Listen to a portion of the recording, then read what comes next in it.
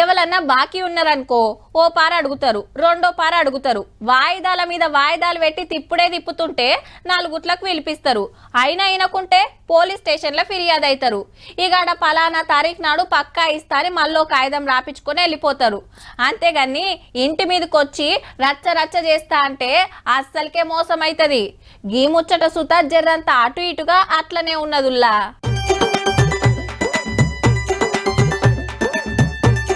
Phone మాట్లాడి జేబులో పెట్టుకొని బండి నొక్క నూకుడు నూక్తే దెబ్బకే కింద పడ్డది. ఆగరో ఇటొచ్చి బండిని కింద పడేసిండు. గీ అన్న ఆపుతాడేమో అనుకుంటే ఆయన సుత బండి లాబట్టి అవతలెత్తేసిండు. వీళ్ళొచ్చి ఆగుండ్రన్నా అని ఎంత బతిన్లన్నా అస్సలు ఇంటలేరు. బండ్లన్నీ పొరక పొరక చేసిండ్రు.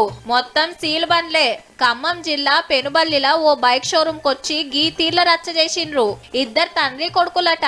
వీళ్ళకు సుత పెద్ద బైకుల షోరూమ్ ఉన్నది. మున్పు ఆళ్ల తన నుంచే బైకులు తెచ్చేదట.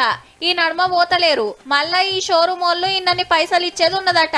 అటు బండ్లు కొంటలేరు, ఇటు పైసలు ఇస్తలేరు. ఏంది సంగతని షోరూమ్ కొచ్చి బండ్లన్నీ ఎత్తేసిండ్రన్నట్టు.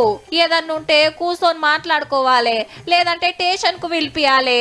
అంతేగాని ఉత్త పుణ్యానికి బైకులు ఎత్తేస్తే ఏమొస్తుంది కాక? వాళ్ళు ఎంత పైకం ఇయ్యాలనో గాని మీరు చేసిన నష్టానికి ఉల్టా కట్టాల్సి వస్తుందేమో చూసుకోండి.